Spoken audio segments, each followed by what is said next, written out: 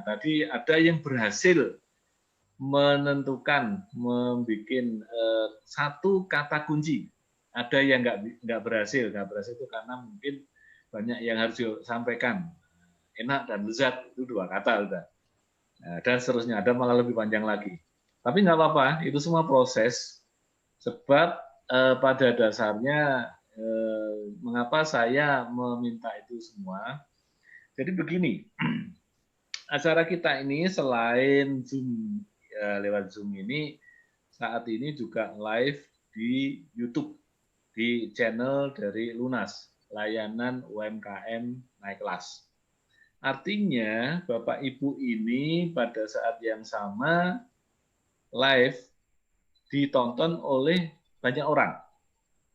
Dan nanti rekaman dari acara ini juga bisa ditonton oleh siapapun, kapanpun juga. Termasuk Bapak Ibu. Mungkin besok atau lusa ingin lihat rekaman acara ini di YouTube, bisa. Nah, teknologi sedang berubah, maka kita perlu mengoptimalkan segala hal yang ada terkait dengan teknologi-teknologi itu. Termasuk teknologi digital. Di dalamnya ada Zoom, nah kita pakai belajar sekarang ini, juga ada YouTube, channel YouTube untuk promosi. Jadi secara tidak langsung Bapak Ibu tadi sudah mulai melakukan promosi terhadap produknya dengan istilahnya soft selling. Berpromosi tetapi secara lunak, secara halus. Tidak langsung, saya punya produk kopi susu, saya jual harga sekian, siapa yang mau beli? Itu hard selling.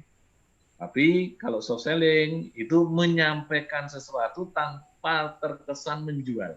Nah, jadi yang Ibu Bapak lakukan tadi, kawan-kawan lakukan tadi itu soft selling. Dan itu yang sekarang jadi tren. Soft selling itu banyak disukai oleh orang karena tidak mendikte konsumen. Jadi kita akan belajar ke sana. Nah, sekarang saya mau share dulu screen terkait dengan materi kita pada pagi siang hari ini. Judul yang kita bahas adalah tentang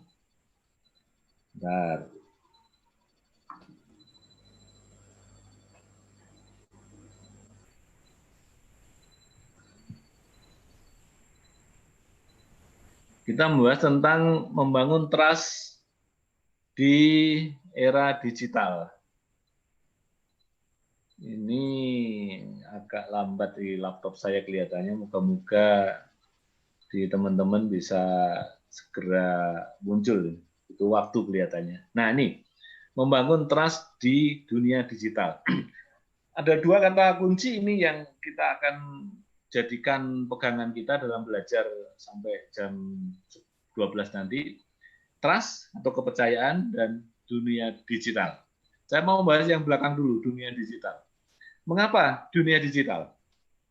Jadi begini Bapak Ibu, kawan-kawan, pandemi COVID ini telah mendorong perubahan perilaku konsumen.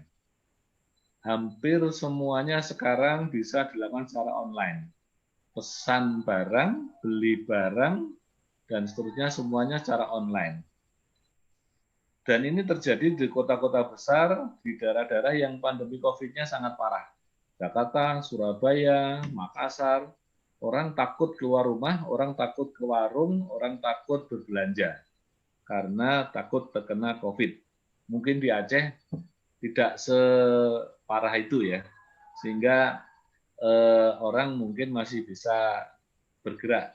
Tapi di daerah-daerah yang pandemi COVID itu terjadi, sehingga digital itu menjadi penting sekarang ini. Nah, kenapa trust? Nah, ini sekarang kalau kita bicara trust. Ada pertanyaan.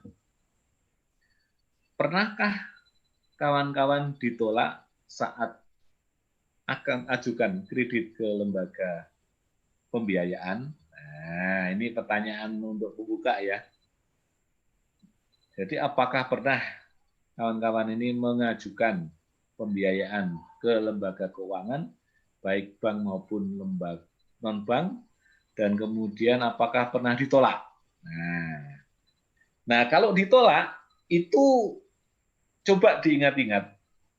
Coba dicari, karena biasanya pihak bank atau lembaga keuangan tidak menjelaskan mengapa Anda ditolak. Ya, biasanya alasannya klise. Misal, kami belum bisa membiayai sekarang, coba di lain kesempatan, misal begitu. Atau kami lebih konsentrasi ke sektor yang lain, sektor ini belum kami biayai. Intinya alasan utamanya tidak disampaikan, kira-kira itu, karena menyangkut banyak hal. Nah, biasanya salah satu permasalahan itu ditolak karena Anda punya masalah dengan kartu kredit.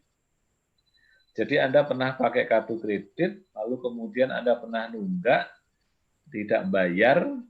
Nah, catatan kartu kredit Anda itu ada di Bank Indonesia, ada di OJK, dan itu bisa dibaca oleh semua lembaga keuangan, bank dan non-bank.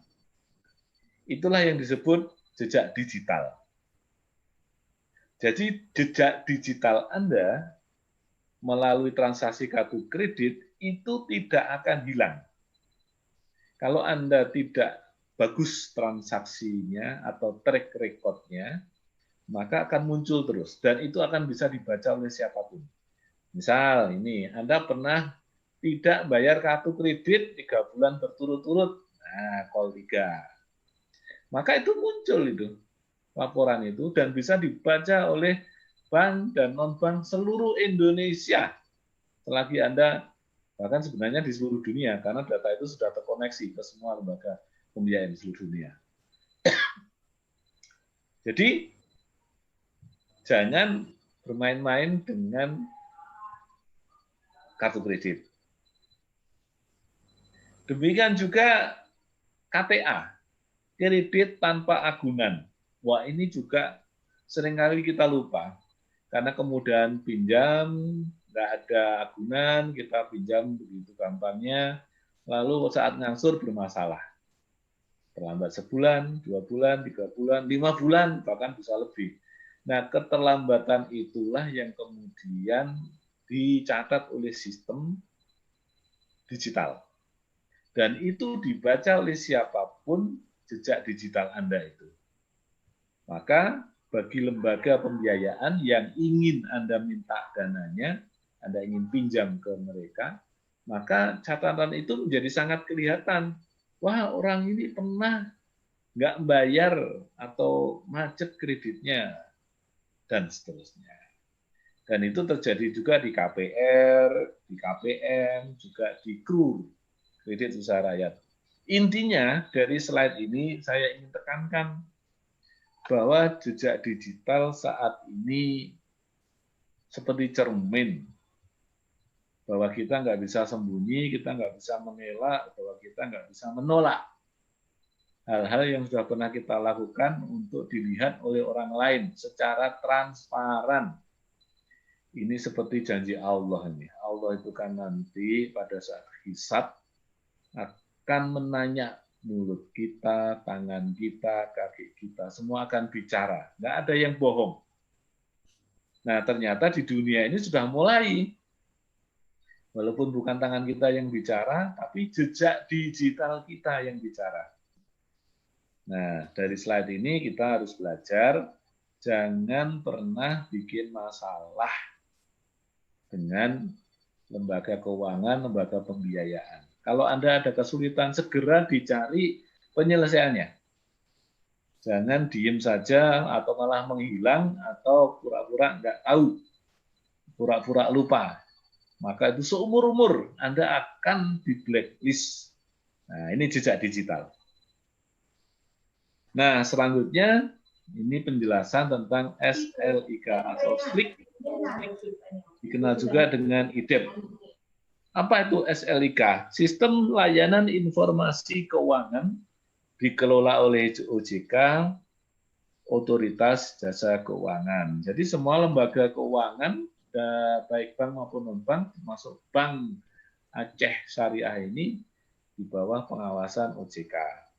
Kemudian dulu program ini atau kegiatan namanya BI Checking. ini menyediakan informasi debitur ya, perorangan maupun debitur usaha. Jadi semua lembaga keuangan, bank maupun non-bank bisa melihat SLIK ini, SLIK.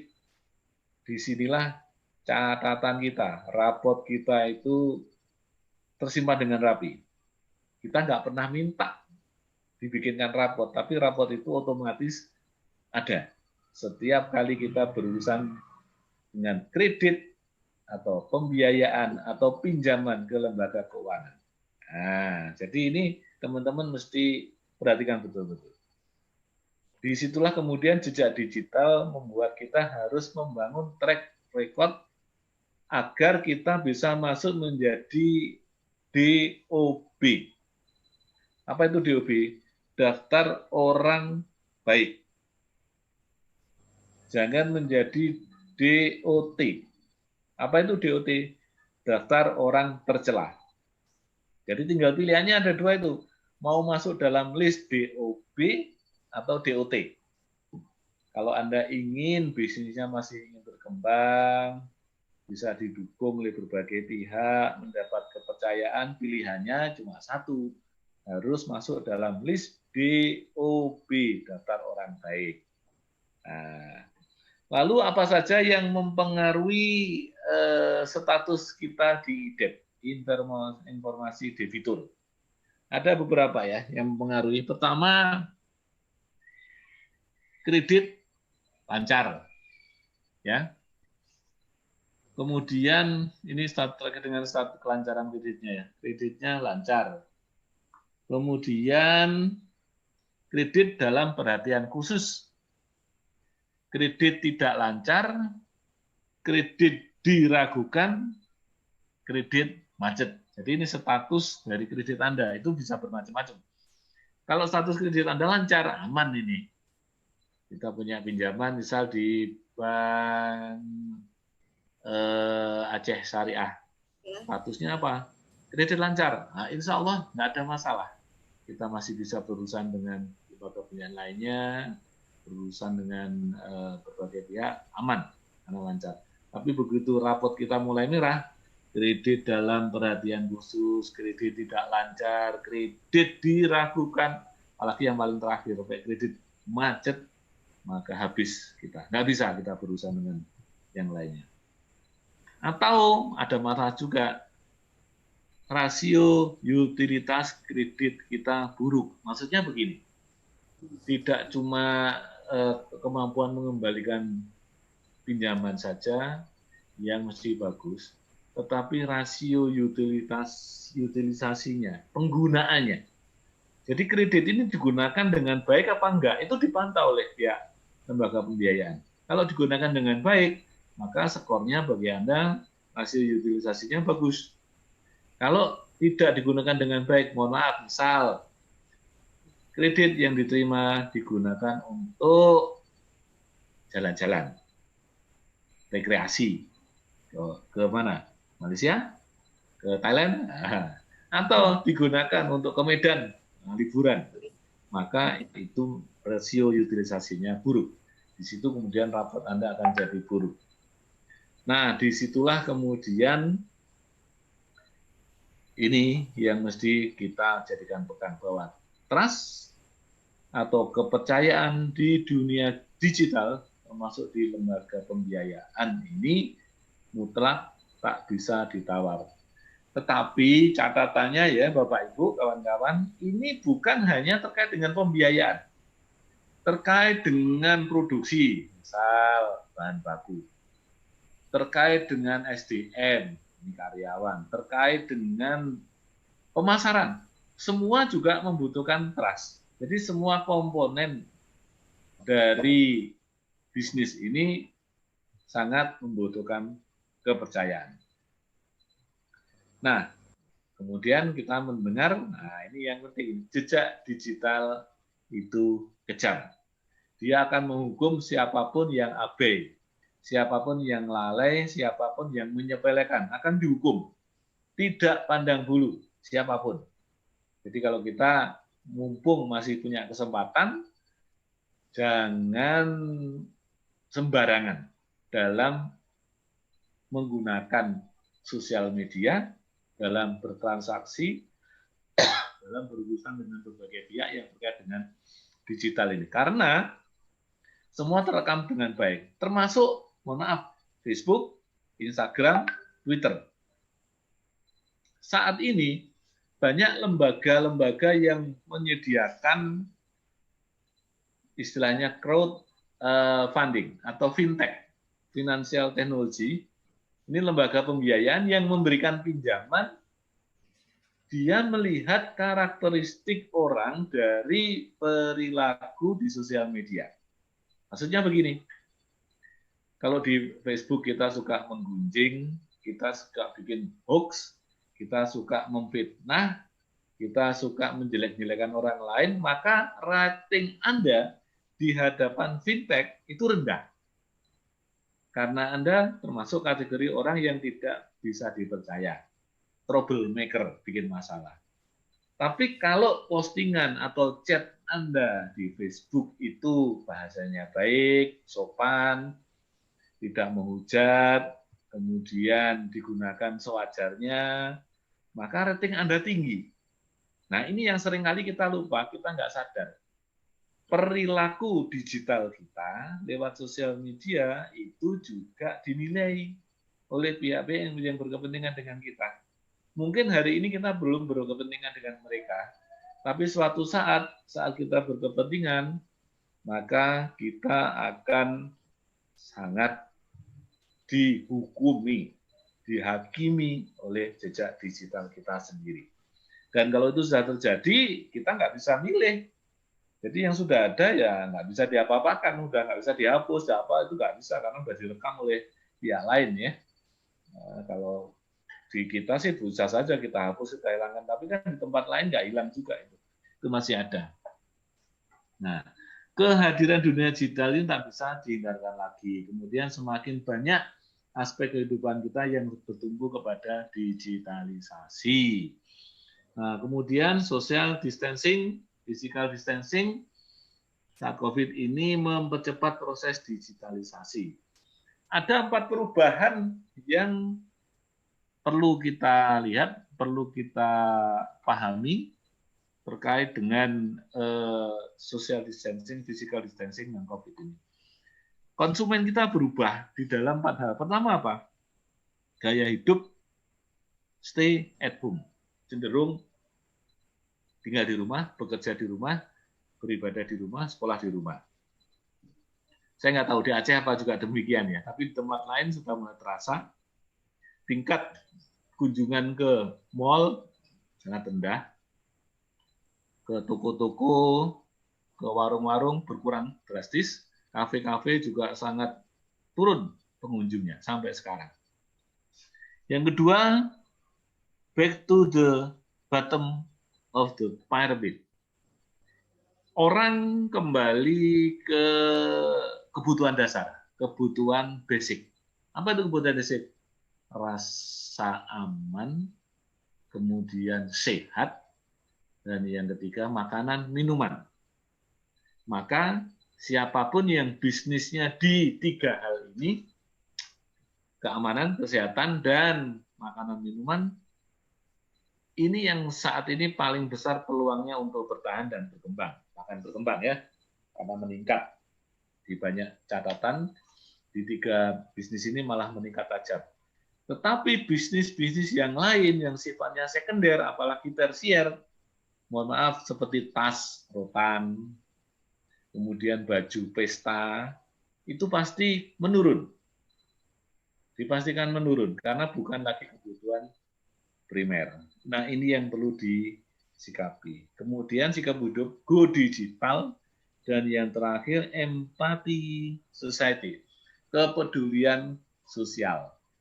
Inilah 4 hal perubahan konsumen yang kawan-kawan perlu menyikapinya, sehingga nanti dalam berbisnis, dalam model bisnis kita harusnya juga menyesuaikan dengan perubahan itu. Nah, bagaimana cara kita membangun trust di dunia digital?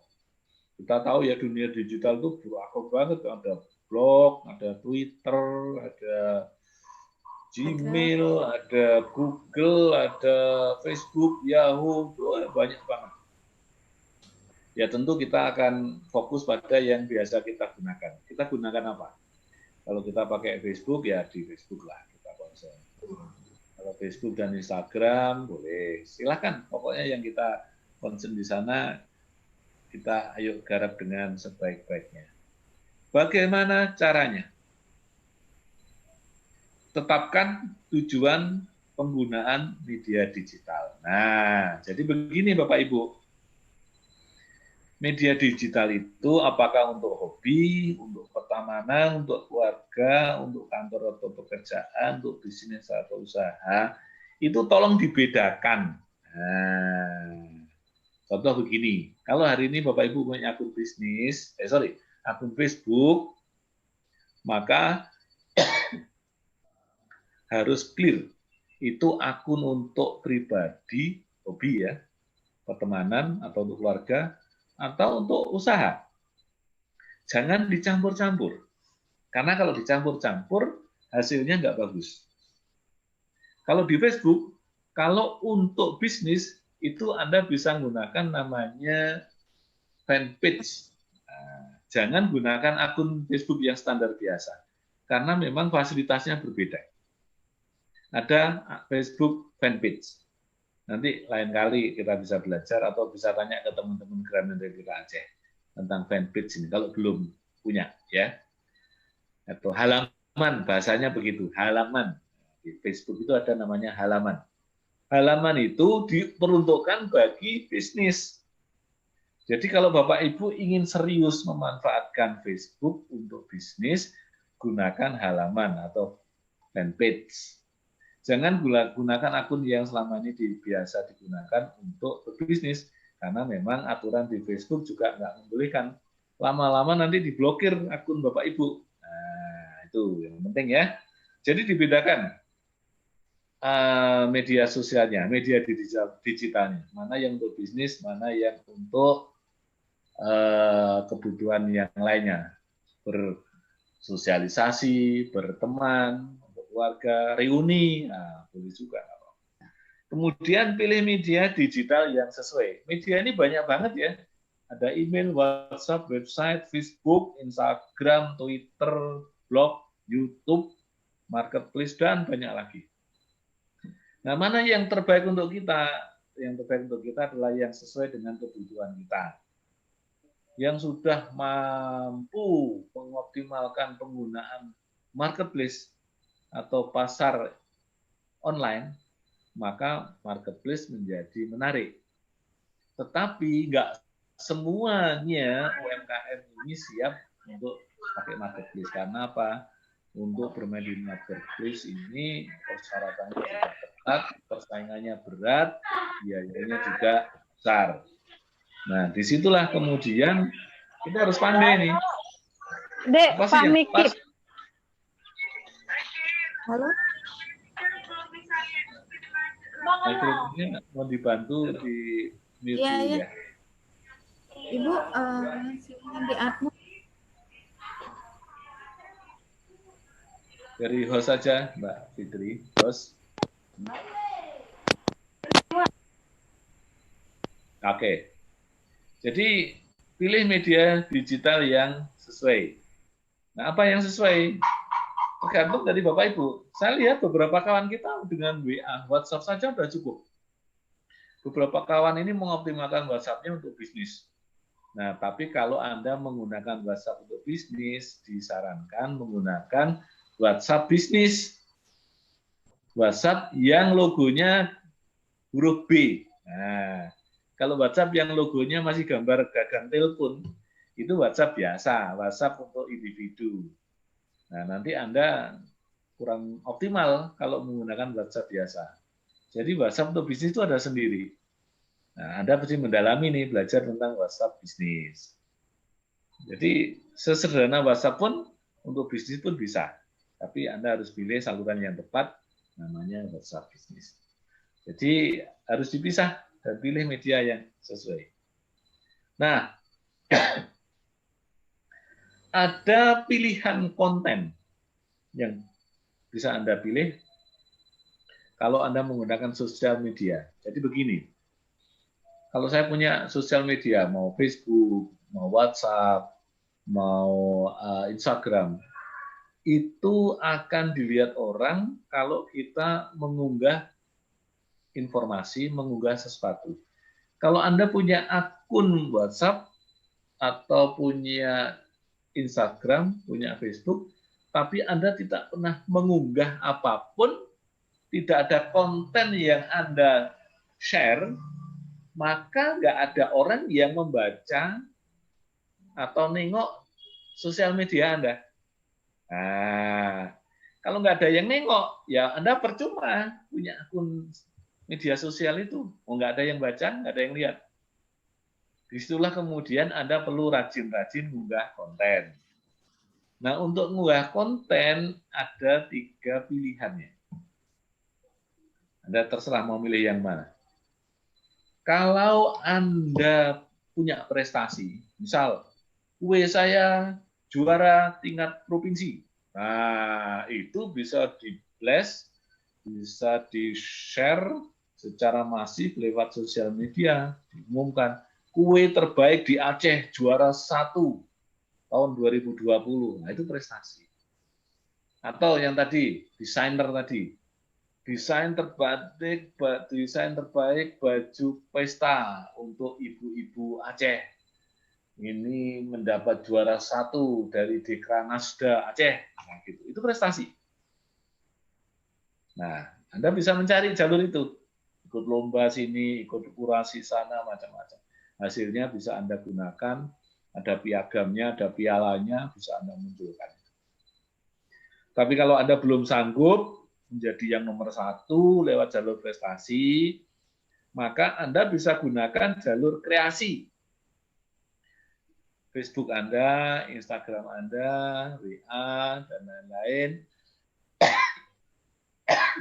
isi dengan konten-konten tentang kreasi Anda, kreatif Anda. Contoh begini, tadi ada menarik, misal produk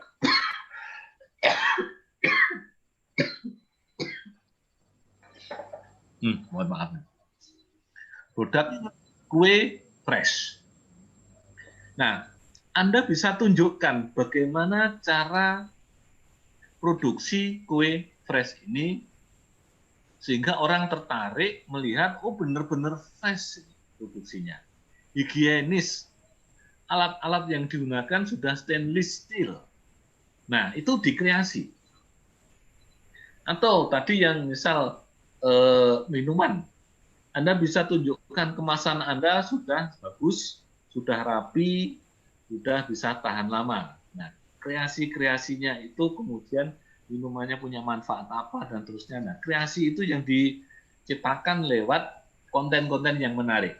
Nah, konten yang menarik bentuknya bisa macam-macam. Kalau Anda nggak pede, nggak percaya diri, boleh bikin poster aja. Nanti biar posternya yang bicara. Tapi kalau Anda pede, kayak tadi siapa tadi, bagus, sudah berani tampil, mempromosikan produknya, ya model testimoni aja.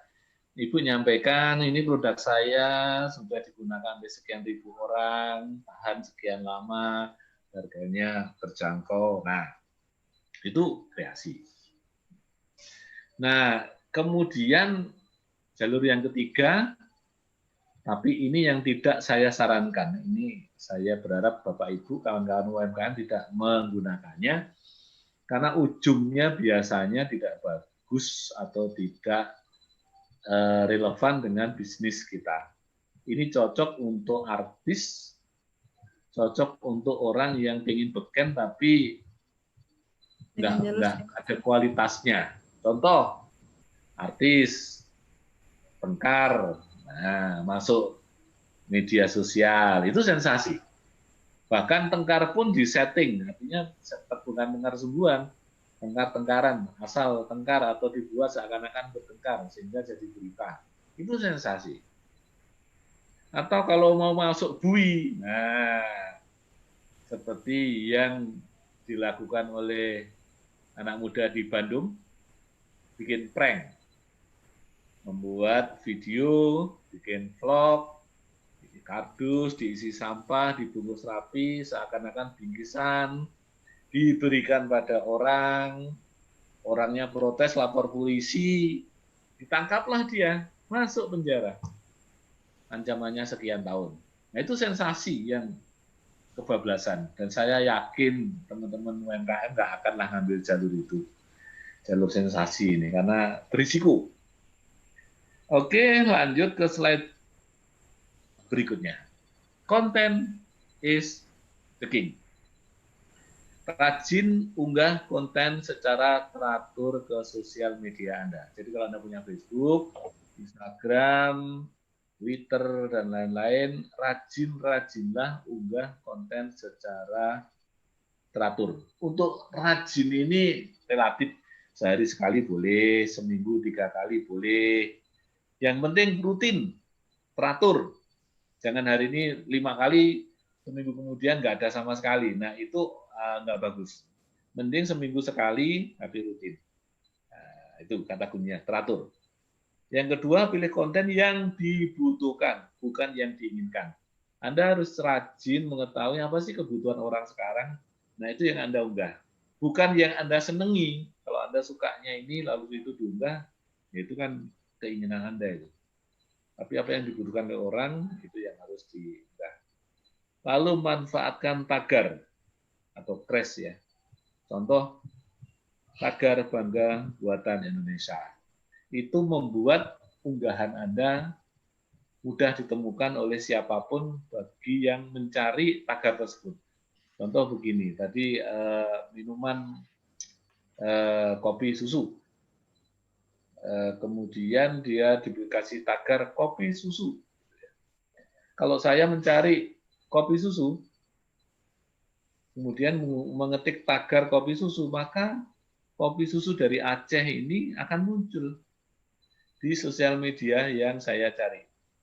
Tapi kalau tidak ada tagarnya, walaupun Anda sudah berbuih-buih berpromosi, maka nggak muncul itu di tagar, di kata kunci kopi Aceh tadi. Sehingga dalam tanda kutip sia-sia Anda berpromosi itu, karena nggak dibaca oleh orang. Nah, kemudian gunakan SEO, Search Engine Optimizer. Ini adalah alat untuk mengoptimalisasikan dari konten-konten kita supaya lebih banyak dibaca oleh orang. Nah, ini konten is the king. Nah, kemudian optimalkan tools yang tersedia. Contoh, misalnya di Facebook. Facebook itu kalau kita lihat ada wall atau aktivitasnya, ada grup Facebook, ada fanpage, ada siaran langsung, ada cerita atau story, ada main nonton bareng, ada foto, video. Banyak ini tools yang ada di Facebook yang bisa digunakan. Coba nanti Bapak Ibu cek, kawan-kawan cek. Selama ini yang digunakan apa? Paling banyak wall kali ya. Cuma ngetik status saja atau baca status orang. Sedangkan yang lain-lain kurang digunakan. Nah, Anda perlu belajar ini. Apa saja sih tools yang ada di Facebook. Demikian juga yang lain ya. Twitter, apps, marketplace, kemudian WhatsApp, itu banyak tools yang harus dioptimalkan. Nah, kemudian bisa juga Bapak Ibu membangun trust melalui grup atau komunitasnya.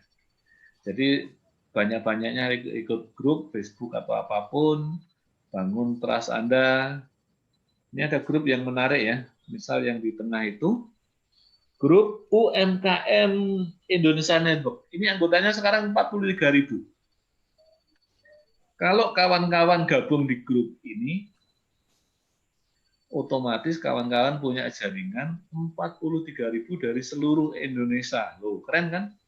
Nggak usah repot-repot ini nyari satu persatu, tapi otomatis Anda gabung ke sana, langsung bisa Anda berteman dengan 43.000. Wah, ini salah satu keunggulan sosial media. Anda harus jeli nih melihat peluang-peluang seperti ini. Kalau memang Anda ingin menggunakan sosial media untuk menaikkan penjualan Anda bisa mengontras lewat grup atau komunitas. Nah, ini slide terakhir, setelah ini kita ngobrol diskusi lagi ya. Nikmati prosesnya. Bergembiralah di dunia digital. Karena dunia digital itu mengasihkan, maka kita harus menikmatinya dan harus bergembira. Baik, saya kira ini materi untuk saya. Saya kembalikan ke Mbak Fitri untuk diskusi dan tanya jawab. Silakan Mbak Fitri.